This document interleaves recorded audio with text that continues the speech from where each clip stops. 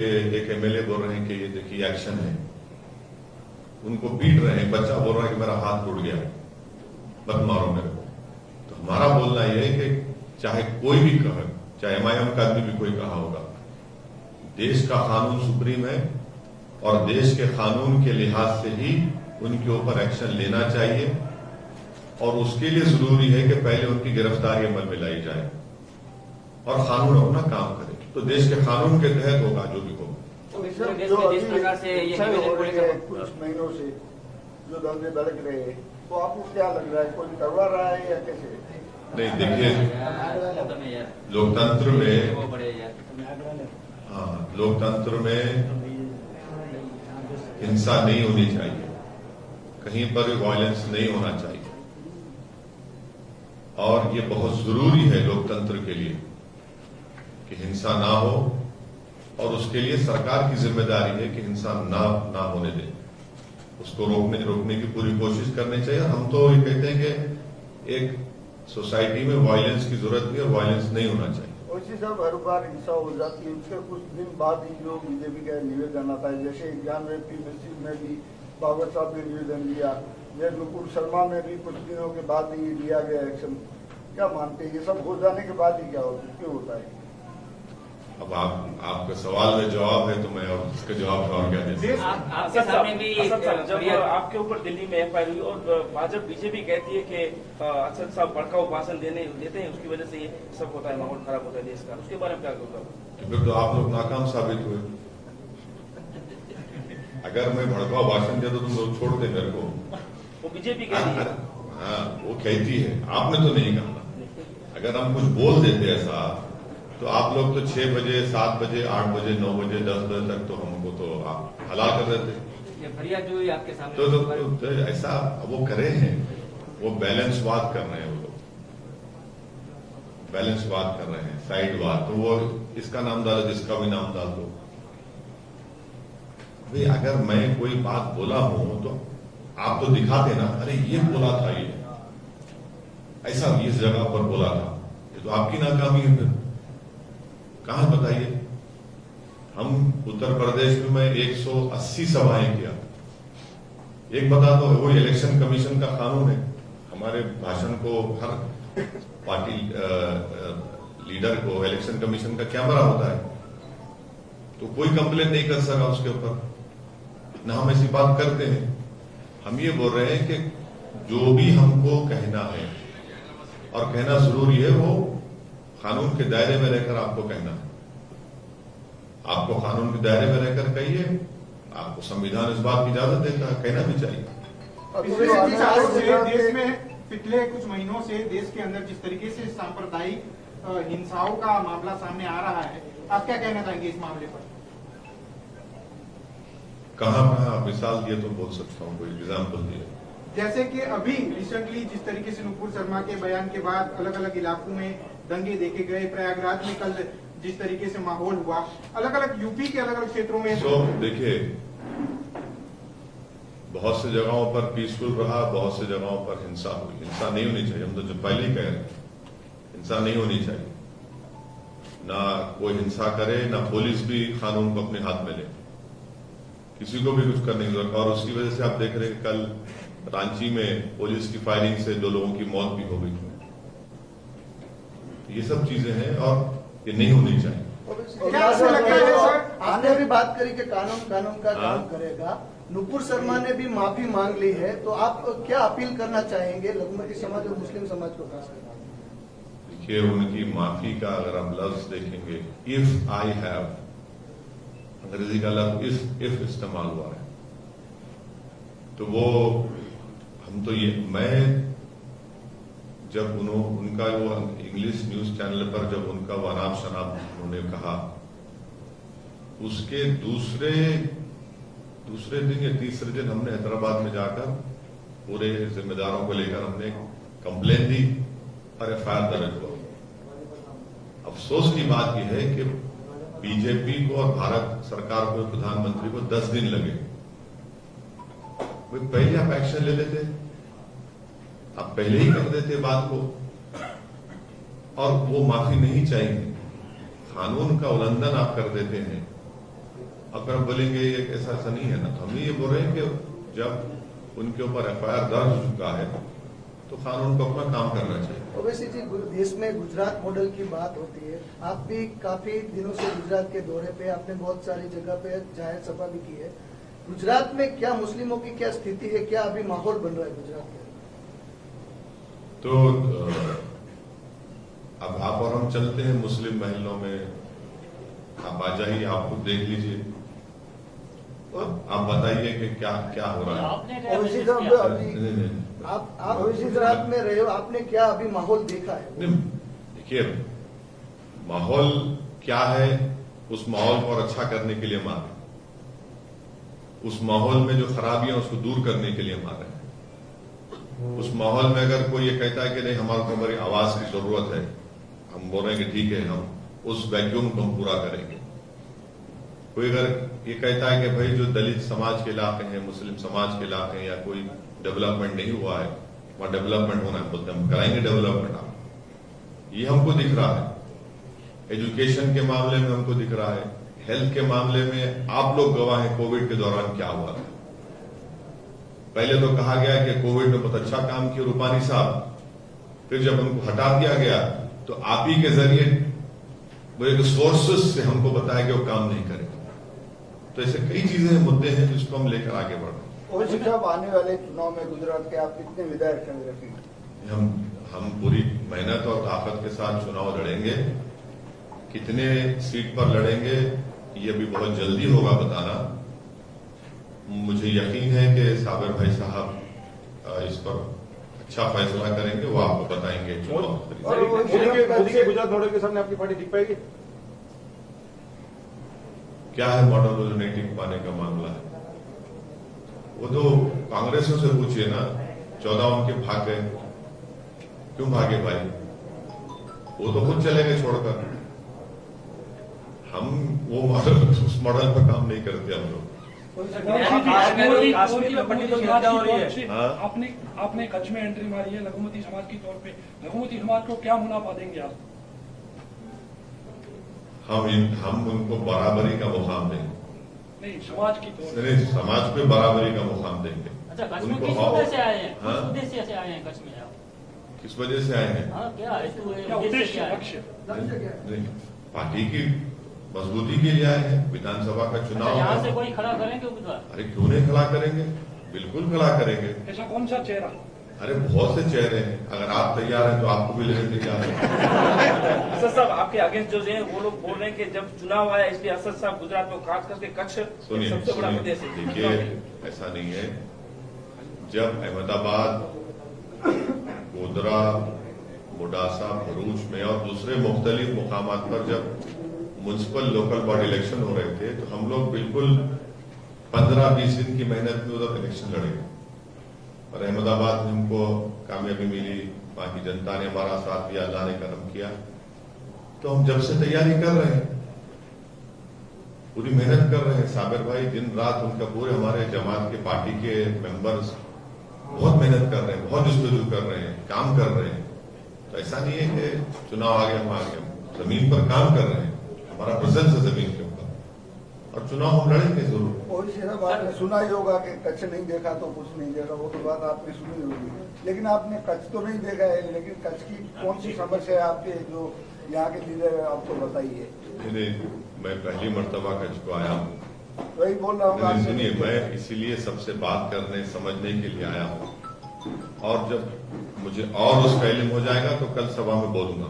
ओवैसी जी, खास करके तेलंगाना में टीआरएस के साथ आपका गठबंधन, राज्यसभा गठबंधन में नहीं है, गठबंधन नहीं है, जैसे आपने गठबंधन नहीं है, गठबंधन नहीं है, कोई जैसे गठबंधन। आपने महाआघाड़ी को अभी राज्यसभा में भी इमरान प्रतापगढ़ी को जो वोटिंग किया, तो मतलब पॉलिटिकल एजेंडा, जहां पर फायदा है वहां पर हम जाएंगे, जहां नहीं फायदा है वहां नहीं जाएंगे, ऐसा कुछ? नहीं, फायदा तो हर कोई वो करता ना भाई।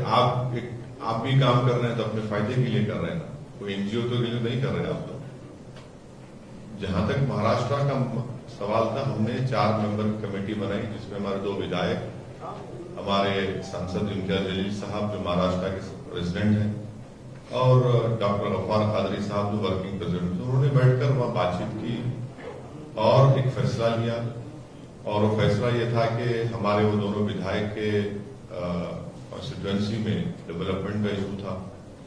हमने उस सरकार से कहा कि आप मुसलमानों को आरक्षण दीजिए, जब मराठों की आप बात कर रहे हैं। हमने उनसे कहा कि महाराष्ट्र में जो पब्लिक सर्विस कमीशन है उसमें एक माइनॉरिटी को मेंबर बनाया जाए। वक्फ बोर्ड के प्रॉपर्टीज पर इंक्रोचमेंट है, करोड़ों रुपए की प्रॉपर्टीज है। ये सब बातों की हमने बात की। हमने ये भी कहा कि हम आइडियोलॉजिकली इन तमाम से मुख्तलिफ हैं, हमारी लड़ाई से चलती रहेगी। और पांचवी बात हमने कहा कि बीजेपी को शिकस्त देने के लिए हमने हमारे दोनों विधायक ने उनको वोट दिया। ये 5-6 चीजों को हमने जनता के सामने रखा भी खोलकर, ऐसा कुछ छुपी बात नहीं है, इसको रख कर दिया। ये चीज है। सर, ज्ञानव्यापी मस्जिद को लेकर आपका क्या स्टैंड है? जिस प्रकार से कानूनी प्रक्रिया चल रही है, आपका एक स्टेटमेंट भी आया था कानूनी पर सुप्रीम कोर्ट ने डिस्ट्रिक्ट जज को कहा कि 7-11 जो ऑर्डर है उसको पहली सुनवाई की जाए। वो सुनवाई हो रही है और वो सुनवाई होनी चाहिए। और मेरा मानना यह है कि भारत की संसद में 1991 के एक्ट को हमने पास किया है, जो ये कहता है कि 15 अगस्त 1947 को जो मंदिर थी वो मंदिर रहेगी, जो मस्जिद थी वो मस्जिद रहेगी, जो गिरजाघर था, गुरुद्वारा था, ये हमारे बौद्ध समाज के लोगों का जो भी मजहबी इबादत है वो रहेगी। उस कानून को मानने की जरूरत है बस। बीजेपी ऐसा बोलते हैं कि आपकी पार्टी खड़ी होती है, उसके वजह से नॉन बीजेपी वोट हैं वो टूट जाते हैं और बीजेपी जीत जाती है। इसके बारे में आपको क्या राय है? इसीलिए हार्दिक पटेल साबिर भाई से मिलकर गुलाब जामुन खा के भाजपा में चला गया। इसीलिए कांग्रेस के 13 एमएलए साबिर भाई के पास बैठकर चाय पी कर गए। ये सब गलत बातें हैं। अब नाच न जाने तो आंगन टेढ़ा बोल तो मैं क्या करूंगा उसका। नहीं, एक और बीजेपी के वोटर्स हैं, दूसरी और एंटी बीजेपी वोटर्स हैं। तो जो दूसरी पार्टी खड़ी होती है, आपकी सिर्फ नहीं, उसकी वजह से नॉन बीजेपी वोट टूट जाते हैं और बीजेपी जीत जाती है। भाई ने अभी सवाल किया था महाराष्ट्र का, क्या हुआ उसमें, क्या बोलेंगे, डील हो गई बोलेंगे क्या? वो तो राज्यसभा थी। देखिए हम एक पॉलिटिकल पार्टी है, हम चुनाव लड़ेंगे, अपने जीतने के लिए लड़ेंगे ना। अब कोई अगर बोलेगा नहीं तुम्हारे खड़े होने से ऐसा हो रहा है, तो भाई 2019 के लोकसभा के चुनाव में हम सिर्फ 3 लोकसभा की सीट लड़े थे। हैदराबाद, जहां की आवाम का शुक्रगुजार हूं, अल्लाह के फजल से हमने भाजपा को हराया। औरंगाबाद, जहां पर 21 साल से शिवसेना का एमपी था, वहां की औरंगाबाद की जनता को सलाम, हमने शिवसेना के सिटिंग एमपी को शिकस्त दी, उनको हारना पड़ा। तीसरा हमने किशनगंज लड़े, वहां पर 3 लाख वोट मिले हमको। अख्तर लेमा हमारा जो अभी विधायक है, सदर है, 3,25,000 जेडीयू को मिले, 3,50,000 कांग्रेस के मौजूदा सांसद को मिले। और दूसरी जगह कहीं लड़े ही नहीं हम, तो कैसे जीत गई भाजपा फिर? तो ये जब हम लड़ते हैं वहां की बात है नहीं, 3 तो बता दिया ना आपको। अब गुजरात कभी नहीं लड़े, कितने 27 साल हो गए, 27 साल से भाजपा जीत रही है। कौन अब मैं पलटा के इल्जाम लगाऊं कि तुम जिता रहे?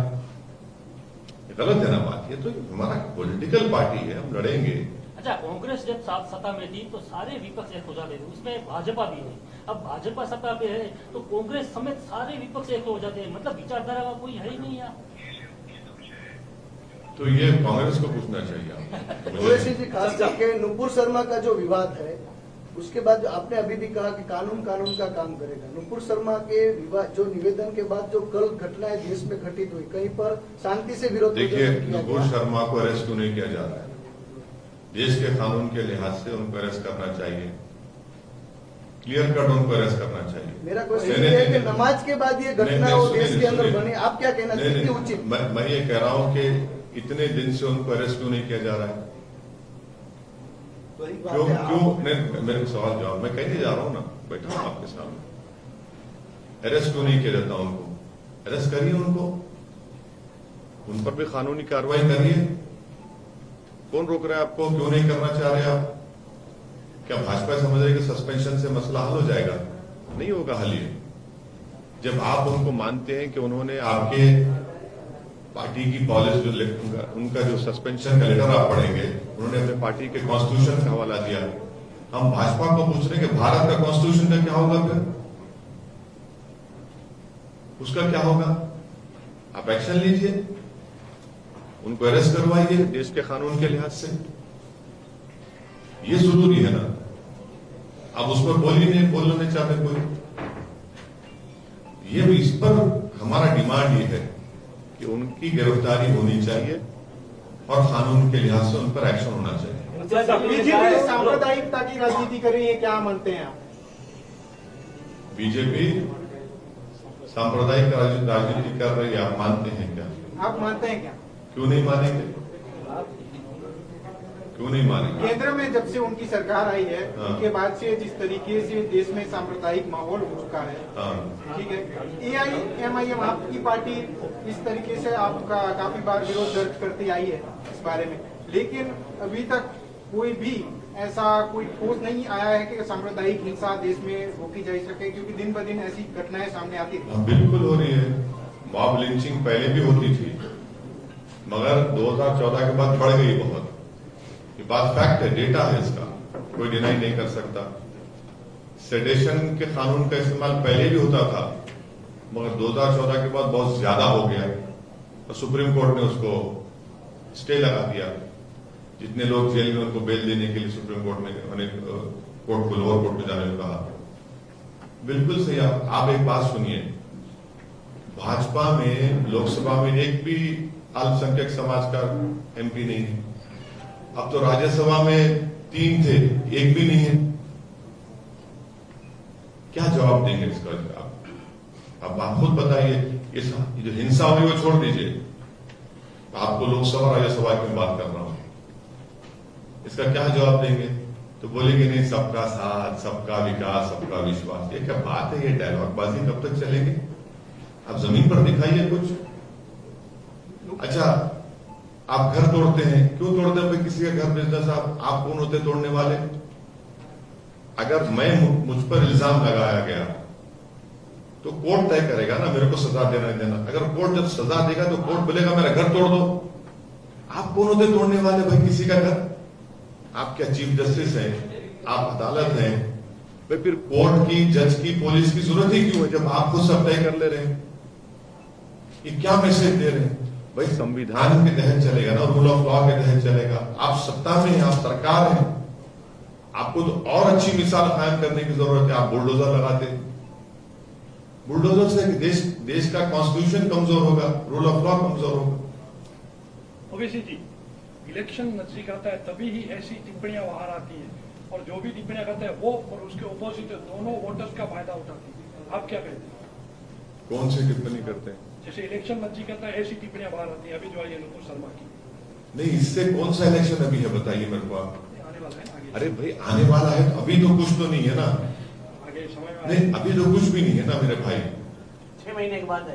तो अभी से अब वो क्या, अगर आपकी बात मान लेता हूं, चलो, तो फिर यकीनन भाजपा ने उनसे कहा कि बोलो। मैं बोलता हूं कि बोलो, उनको बोला गया बोलने के लिए, क्योंकि वो दो मरतबा बोले, सिर्फ टाइम्स नाउ पे नहीं बोले। क्या है वो, ये चैनल अभी देखा किसको, न्यूज 24 में बैठ के बोला उन्होंने 2 दिन पहले, फिर टाइम्स नाउ पे बोला, वही अनाप शनाप बके। देखिए, भाजपा अगर सीरियस होती तो पहले ही उनको बोलती, मगर आपने 10 दिन के बाद बोला। और मेरे को अफसोस और गुस्सा इस बात का है कि हमारा, देखिए, देश के प्रधानमंत्री श्री नरेंद्र मोदी हैं, वो देश के हर व्यक्ति के प्रधानमंत्री हैं। मेरा उनसे आइडियोलॉजिकल डिफरेंस होगा और रहेगा जिंदगी भर, मगर मेरा प्रधानमंत्री तो है ना। अगर वो मेरी बात नहीं सुन रहे, मेरी पीड़ा को नहीं समझ रहे, वो कोई दूसरे कंट्री, फॉरेन कंट्री में आवाज उठी तो वहां क्या करते? भाई मैं घर का आदमी हूं ना, आप इस देश के प्रधानमंत्री हैं, मैं आपसे बोल रहा हूं कि प्रधानमंत्री जी आप एक्शन लीजिए, आप मेरा भाषण सुनो भिवंडी का, मैं उसमें रिक्वेस्ट किया आप प्लीज एक्शन लीजिए उसके ऊपर। उनके वो अनाप शनाप बकने के 2-3 दिन के बाद मेरा भाषण हुआ भिवंडी में, आप नहीं सुने। आप कोई फॉरेन कंट्री बोल रहे हैं तो फौरन हरकत में आ जाते। ये गलत है ना। ये सर, कश्मीर में इम्तियाज जलील ने नुपुर को फांसी की सजा की इम्तियाज जलील के स्टेटमेंट के ऊपर हमने पार्टी की तरफ से ट्वीट किया और मैंने शुरुआत में भी यह बात कही कि देश का कानून के तहत नुपुर शर्मा को गिरफ्तार करना चाहिए और देश के कानून के तहत कोर्ट उनको सजा देनी चाहिए। ये पार्टी का ऑफिशियल स्टैंड है। जो इम्तियाज जलील साहब की बात से मुख्तलिफ है और जो पार्टी का स्टैंड है वो सबको मानना पड़ेगा। यह पार्टी का ऑफिशियल स्टैंड है। तो जम्मू कश्मीर में जिस प्रकार के हालात है, जिस प्रकार से फिर से हिंदुओं की हत्या हो रही है, उस पर आपका कोई बयान नहीं आया, क्या कहना चाहेगा? अरे मेरे भाई ऐसा मत बोलो। एएनआई ने आकर लिया मुझसे। एएनआई तो आपको देता है ना फीड पूरा। आप ऐसा क्यों बोलते हैं? देश के प्रधानमंत्री का बयान नहीं आता कश्मीरी पंडितों को जो मारा जा रहा है। वो कश्मीरी पंडित, उनकी पिक्चर बनाकर प्रधानमंत्री ने प्रमोट कर दिया, मगर वो कश्मीरी पंडित पीट रहा है ना वहां पर, उसको गोली मार दी जा रही है। उनके इलाकों को रात में बंद कर दिया जाता है कि तुम वो निकलना चाहते, जम्मू जाना चाहते, आप रोक दे रहे हो उनको। कश्मीरी पंडितों को सरकार उनको इलेक्टोरल इशू के तौर पर देखती है। उनको इंसान के तौर पर देखने की जरूरत है कश्मीरी पंडित को। और कश्मीर मुकम्मल नहीं है बगैर कश्मीरी पंडितों के। उनको वहां पर पूरा सिक्योरिटी मिलनी चाहिए। भाई ये आतंकवादी आकर अगर गोली मार रहे हैं तो सरकार उनको रोकने में नाकाम क्यों साबित हो रही है? ये इनकी नाकामी है। मैं मानता हूं कि पड़ोसी मुल्क से, पाकिस्तान से आतंकवादी आ रहे हैं, आप रोको ना उनको। कैसा कोई दिन दाड़े जाकर एक टीचर को मार देता है स्कूल में, बताइए आप? कैसा कोई दिन दाड़े जाकर एक बैंक के मैनेजर को गोली मार देता है? सरकार ने कहा था कि डिमोनेटाइजेशन, जब 500 की नोट गए तो रुक गया, आतंकवाद बंद हो गया। फिर आपने 370 निकाला तो आपने कहा खत्म हो गया आतंक। कहां खत्म हुआ? आप देखते नहीं ना, आप सिर्फ स्लोगन, हेडलाइन मैनेजमेंट करते हैं आप लोग, सिर्फ भी भाजपा वाले। हेडलाइन मैनेजमेंट से जमीन पे क्या हो रहा बताइए आप? आज कश्मीरी पंडित छोड़ के चले जा रहे जम्मू को।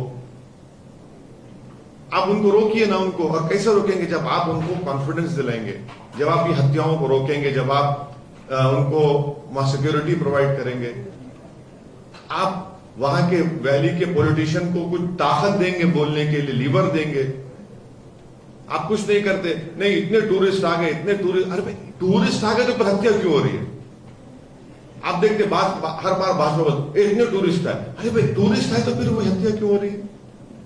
अब वहां की मस्जिद को क्यों बंद करके रख दिए? वहां के पॉलिटिशियंस को आप बोलने की इजाजत क्यों नहीं देते? और फिर ऊपर से आपने जो डिलिमिटेशन कमीशन में जो विधानसभा की सीटों को तोड़कर बनाया आपने, वो भी एक तकलीफ का बाइस बन रहा है वहां पर। ओवैसी जी, गुजरात में नेक्स्ट जो इलेक्शन 2022, आपकी पार्टी की ओर से कितने कैंडिडेट आपने अभी तक, मतलब कितने खड़े रखने? वो क्यों बोलूं आपको मैं?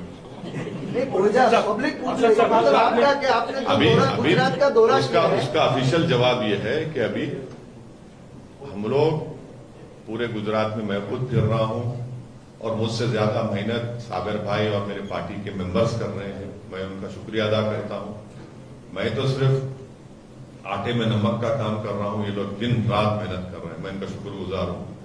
और जब चुनाव करीब आएगा आपको बताएंगे, बहुत जल्दी। अभी इसी से लगता प्रश्न है कि जो क्वेश्चन है, जो आपके गुजरात के जो प्रवक्ता थे, उन्होंने अभी थोड़े दिन पहले ही प्रेस कॉन्फ्रेंस करके अपने रेजिग्नेशन दे दिया कार्यकर्ताओं के साथ, और ये आक्षेप किया साबिर भाई के ऊपर कि ये बीजेपी का एजेंडा चला रहे हैं। तो मतलब ये क्या ऐसा है ना, वो जब इफ्तार की दावत में अहमदाबाद को आए थे तो मुश्ताक के फार्म हाउस पे इफ्तार की दावत थी। हम दोनों एक टेबल पर खजूर खाए, समझे ना। अब उनको कहीं गुलाब जामुन मिल गया तो मैं क्या करूं? मैं तो खजूर ही खिला सकता हूं। नहीं, सुनिए, जब तक थे तो अच्छे थे और जब छोड़ दिए तो आप उंगली उठा रहे हैं साबर भाई पे। क्या गलत बात है ना। आपको मैं बोल रहा हूं, आपको पसंद नहीं चाहिए मगर इल्जाम लगा रहे। क्या इल्जाम लगा रहे बताइए? हम फिर पूरा लोकल बॉडी के इलेक्शन में मेहनत की सब लोग, हम लोग। आप साबर भाई पे इल्जाम लगा रहे हैं। उनको तो सोचना चाहिए कि तुम उसको स्टोन आ गया था, इंजेक्शन लेकर मेरे साथ फिरता था साबर भाई। जब नहीं बोलना चाहिए बात ये, 10 मिनट गाड़ी में बैठ न सकते थे साबर भाई, मगर उसके बावजूद भी लगा हुआ है आदमी, काम पे लगा हुआ है। ये गलत है, ये बिल्कुल उनका इल्जाम बेबुनियाद है, झूठ पर मुबन्नी है। और इस तरह की बात उनको भाई आप छोड़ के जाओ, मगर जब आप जिसके साथ दिन रात आप देख रहे हैं कि तकलीफ उठा रहा है, सब लोग साथ में तकलीफ उठा रहे हैं, मेहनत कर रहे हैं भाई। 15 दिन की मेहनत में हमने 6 कॉर्पोरेटर अहमदाबाद में जीते, 7 जीते, 9 हम लोग गोडासा में जीते, गोधरा में कैसे जीतते बताइए, कैसे जीते? ये तो इतने लोग मेहनत कर रहे हैं, तो ये गलत है उनकी बात। सर, आपने कांग्रेस के बारे में तो कहा, आप पार्टी के बारे में क्या कहेंगे? हाँ, कांग्रेस के बारे में तो आपने कहा कि कांग्रेस और बीजेपी एडजस्ट कर लेती है, आप पार्टी के बारे में आप क्या? ये छोटी बीजेपी है। अभी सीधा गुजरात में 182 सीटें, जिसमें भाजपा तो टिकट नहीं देती मुस्लिम को, लेकिन कांग्रेस ने 3 विधायक कांग्रेस के मुस्लिम है। आपको नहीं लगता आपके आने से कहीं वो 3 डिवाइड हो जाए मत? ये क्या बात है भाई, ये क्या बात है? 3 विधायक है मुस्लिम। अरे 12 छोड़ के भाग गए तो मेरे से पूछ के भागे क्या? अरे छोड़ दीजिए ना, उनकी पार्टी में कोई तैयारी नहीं है बैठने को, वो अपोजिशन का रोल अदा ही नहीं कर पा रहे हैं। आप 3 की क्यों बात कर रहे हैं? उनके पास जो 12 बजे कितने बाकी हैं? उनके पास 60 बच गए। नहीं भाई, जितने अभी बचे हुए हैं आप देखो और भाग जाएंगे। लाइन लगी हुई, मैं सुना अभी, मेरे को सुबह बता रहे थे आपकी मीडिया के लोग जाने तैयार है भाजपा में पूरे के पूरे। ये 3 की बात क्यों कर रहे हो? तो पूरे भागने तैयार है उनके पास से। लेकिन ये अपनी आवाज उठाते हैं। अरे क्या आवाज उठाते? कौन सी आवाज उठाते? अरे कौन सी आवाज उठाते बताइए आप, कौन सी आवाज उठाते बताओ, कहां आवाज उठाते? हम जब गए और आना पार्टी को शुरू किए, इनको पेट में दर्द शुरू हो गया, और फिर वही पुराना डायलॉग, वो मिले हुए। अब मिले हुए कौन किससे मिला हुआ है भाई साहब? अब तुमसे मिले हुए तो तुम अच्छे हो जाएंगे, नहीं मिले तो मिले हुए, तो गलत बात है। इसमें कोई फ्रस्ट्रेशन है उन लोगों का।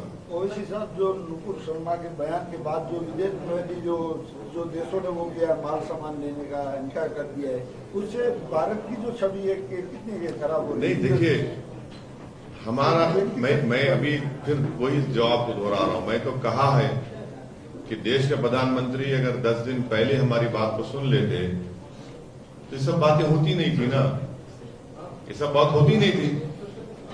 आप हमारी बात को नहीं सुनते, विदेशियों को, विदेश के ममालिक को सुनते हैं, कंट्री को सुनते बात। भाई मैं भारत का नागरिक हूं, मैं आपसे बोल रहा हूं कि सर इस पे एक्शन लो आप। ये गलत कहा उन्होंने, आप नहीं सुनते मेरी बात को, 10 दिन के बाद सुनते आप। अब तो उनकी धरपकड़ की बात है, उसकी वजह उनको सिक्योरिटी दी जा रही है। नहीं, उनको देखिए, हैदराबाद में किसी ने उनकी सर की कीमत लगा दी, हमने पुलिस वहां पे एक्शन ली, वहां पर अरेस्ट किया उसको। हम हरगिज नहीं मानते कि कोई कानून अपने हाथ में ले। नुपुर शर्मा के ऊपर देश के कानून के तहत उनको गिरफ्तारी उनकी होनी चाहिए और देश के कानून के तहत उन पर एक्शन लेना चाहिए।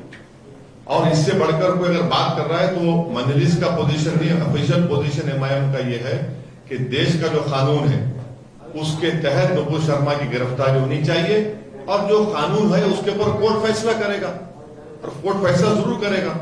मगर भाजपा उनकी गिरफ्तारी भी नहीं करा रही है ना। ओवैसी जी, जैसे कच्छ के अंदर एक बार ऐसा टिप्पणी हुआ था, अभी उसके ऊपर केस भी दाखिल हुआ था, अरेस्ट भी हुआ था।